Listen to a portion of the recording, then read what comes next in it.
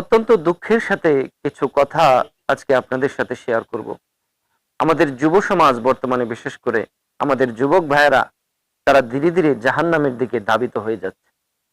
আমাদের যুবক ভাইরা মনেই করতেছে না যে হারাম, এই হারাম জিনিসটাকে তারা হালাল মনে করছে। আজকে দেখেন, ইসলাম আমাদেরকে বলেছে আমাদের পুরুষদের সতর হচ্ছে নাভির উপর থেকে নিয়ে আমাদের হাঁটু পর্যন্ত, হাঁটুটা ঢাকা থাকতে হবে।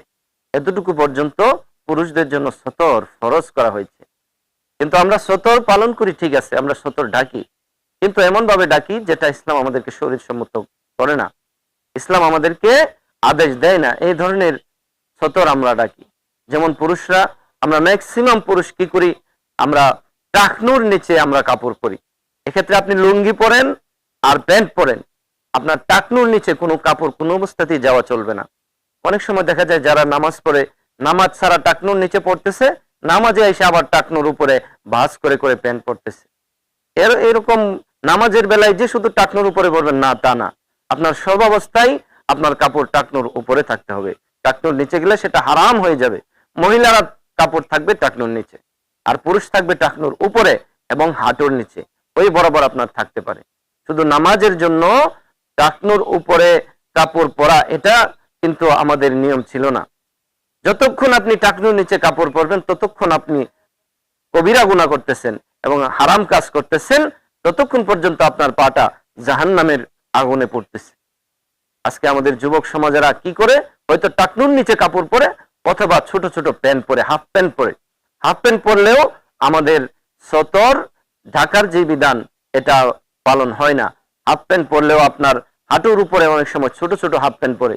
যুবক ভাইদেরকে জিজ্ঞেস করলে বলে যে আমাদের তো গরম বেশি, কি করব।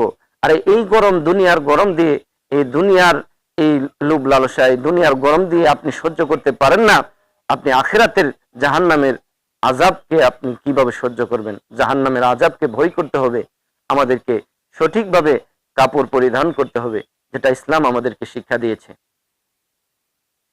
তারপরে যুবক ভাইরা, আরো কিছু বিষয় লক্ষণীয়, যেমন বর্তমানে যুব সমাজ আমাদের নেশায় আসক্ত হয়ে পড়েছে, মাদক আসক্ত হয়ে পড়েছে।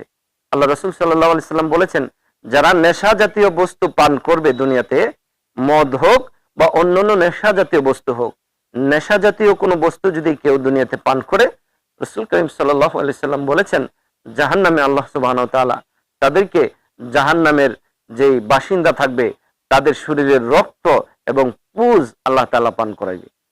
জাহান্নামীদের রক্ত পুজ তারা সেদিন পান করবে। সুতরাং যুবক ভাইরা, আমাদের শতকরা 50% উপরে যুবক আজকে পথভ্রষ্ট হয়ে যাচ্ছে, তারা নেশাগ্রস্ত হয়ে যাচ্ছে। আমি সকল যুবক ভাইদেরকে বলবো, এই নেশা না করলে আপনাদের কোনো ক্ষতি হবে না, ধূমপান না করলে আপনাদের কোনো ক্ষতি হবে না, বরঞ্চ আপনাদের শরীরের উপকার হবে।